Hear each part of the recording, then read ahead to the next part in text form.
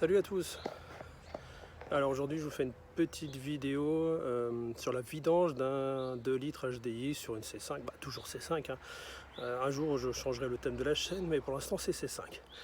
Donc opération basique, les professionnels n'allez pas plus loin, hein. Vous n'avez pas besoin de moi pour ce genre de choses. Et pour les amateurs, je vais vous montrer comment ça se passe. Pour commencer, quelques outils basiques. Tournevis plat, cliquer avec une douille de 10, ça c'est pour démonter la plaque sous le moteur. Ici, grand cliquet et douille de 27, c'est pour dévisser la cloche du filtre à huile. Donc chiffon, bac à huile, petite boîte de conserve pour y poser les vis. Voilà, c'est très basique, il n'y a pas besoin de grande chose. Donc il y a quelques fixations. Une au milieu, alors cela je crois que c'est moi qui l'ai rajouté parce que c'est une plaque, cette plaque là c'est une plaque adaptable, donc pas du tout le même plastique que d'origine, mais à 50 € ça allait. Donc on a ça, c'est des quarts de tour tournevis plat et ça descend. En général il en manque toujours, il y en a un ou deux qui s'est barré. J'ai aussi ici, voilà, douille de 10. En face il y en a une, mais pour moi elle est cassée à l'intérieur, donc j'ai jamais pu la monter. Voilà la plaque un peu comment elle tient.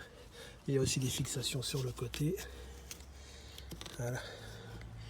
Que je montre ça, voilà, fixation, voilà. Bon, quelques fixations, la plaque descend et on aura accès au bouchon de vidange.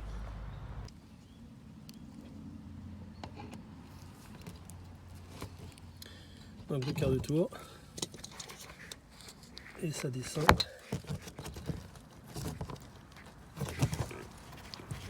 Voilà. Voilà comment c'est fait.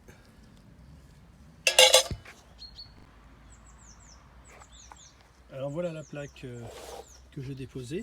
Donc elle est tenue de fixations ici, une là aussi, une au milieu, et puis de l'autre côté on recommence. Donc, voilà ce que ça représente.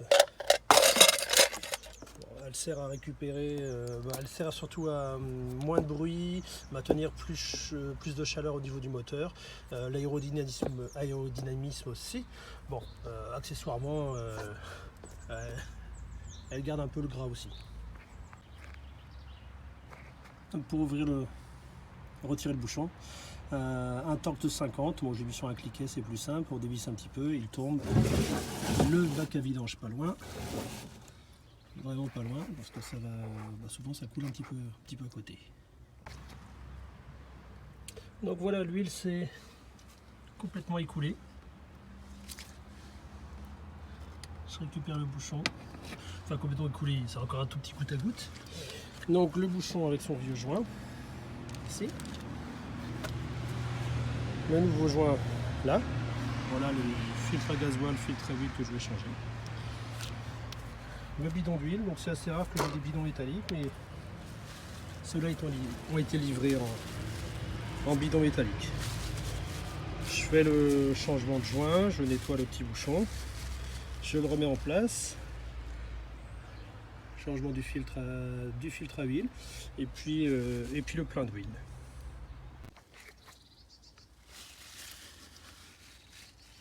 Donc il y a toujours un goutte à goutte résiduel.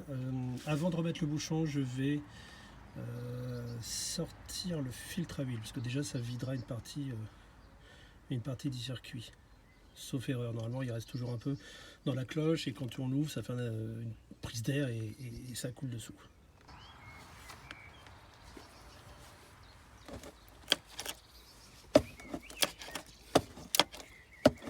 Voilà, il n'y a pas beaucoup de débattement, je peux mettre une rallonge pour aller plus haut,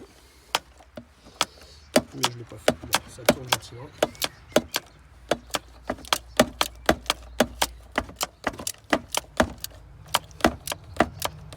C'est le genre d'opération que j'aurais dû faire en même temps que le changement du démarreur.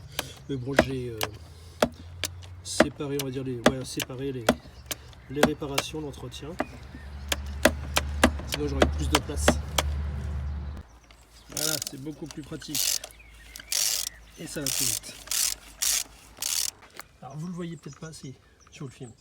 Donc effectivement, j'ai bien fait de ne pas mettre le bouchon parce que tout ça retombe dans le bac à vidange.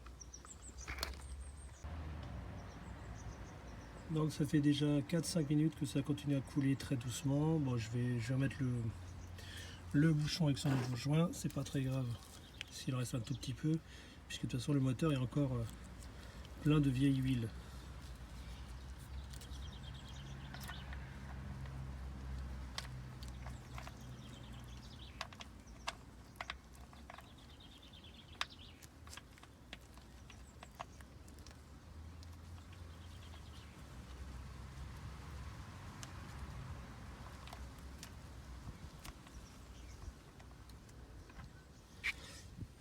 Et je n'ai plus qu'à le serrer. Alors on le serre gentiment, c'est du filetage. Voilà, il n'y a pas d'effort, c'est juste pour que ce soit étanche.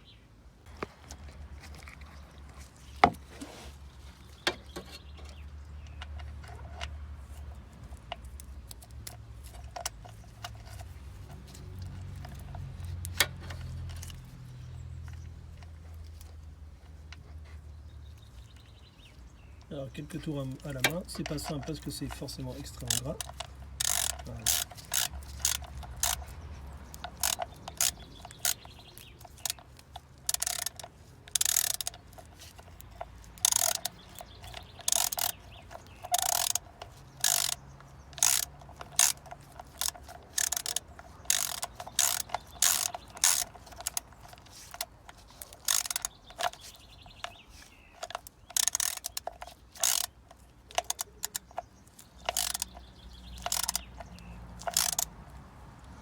Le joint s'écrase.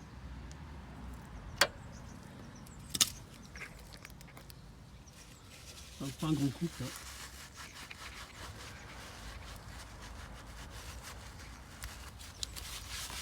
Voilà, j'essuie. Bon, il y a toujours des traces de gras sur cette voiture.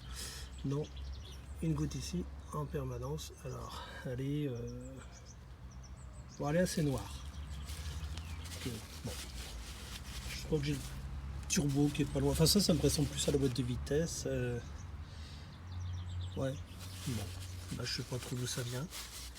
Je nettoie régulièrement. Après, elle a 330 000 km. Donc pas forcément hyper étanche de partout. Le vieux filtre huile, donc je vais changer la cartouche et le joint torique qui est là, sous mon ongle. Je vais poser le vieux filtre dans le bac de vidange, donc il s'écoule. Essuyer, changer le joint. Donc voilà, filtre à huile dans la boîte et normalement il y a le joint torique avec. Donc voilà, j'ai changé le joint, donc je l'ai huilé avant de l'emboîter, clipser le filtre sur le porte-filtre, plus qu'à le remettre ici, donc je l'approche à la main, et ensuite je prends le cliquet.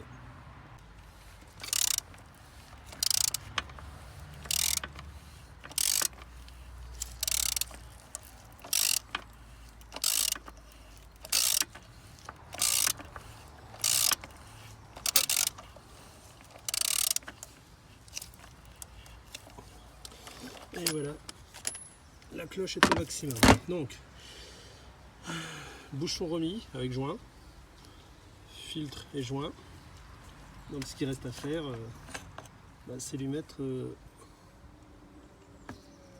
le contenu du bidon dans le moteur.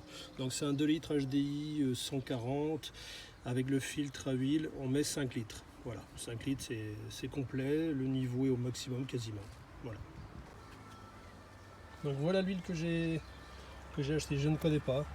C'est de la 530 norme C2, donc pour diesel avec FAP, c'est très bien. Voilà, découverte. Bon, c'est rare les bidons métalliques, mais cette marque en fait. Une astuce qui n'en est pas une. Quand vous remplissez l'huile ici, vous mettez souvent un gros débit, il faut que l'air puisse s'échapper. Donc voilà, l'huile remplace l'air dans le moteur, donc vous ouvrez la jauge, l'huile rentre, l'air ressort. Donc concernant la vidange, il reste une seule chose à faire. Mettre à 0 le compteur de maintenance. Donc on peut passer par Jackbox. J'ai pas essayé par Delphi, je voulais le faire, puis je me dis que je maîtrise pas assez Donc je le ferai plus tard. Donc il faut aussi appuyer sur ce bouton là et mettre le contact. Donc j'y vais avec mes deux mains, voilà. Je mets le contact et voilà. Vous voyez le compte à rebours? Et ben je maintiens jusqu'à ce que ce soit 0 et mon indicateur de vidange sera parti. Ben, je vais plutôt arrêter. Je l'ai arrêté en cours de route. Je vais vous montrer quand est-ce qu'il faut la faire la vidange. Voilà. Ce sera peut-être plus simple. Voilà. Entretien dans 8900 km. Donc j'ai fait pas tout à fait 22 000 avec cette voiture. Donc je coupe le contact. J'appuie sur le bouton. Et le compte à rebours. Voilà. Il y en a la petite clé molette.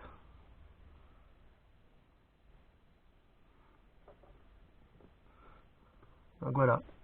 Eh bien, réinitialisation effectuée, c'est tout bon. Je coupe le contact. Je sais pas s'il fallait couper le contact, mais je le fais quand même. Voilà. Niveau de huile correct, donc ça c'est bien. Et check. Donc entretien dans 30 000. On peut changer via Diagbox l'échéance en kilomètres. Donc voilà, c'est tout, c'est fini. La vidange est faite et ça c'est très bien.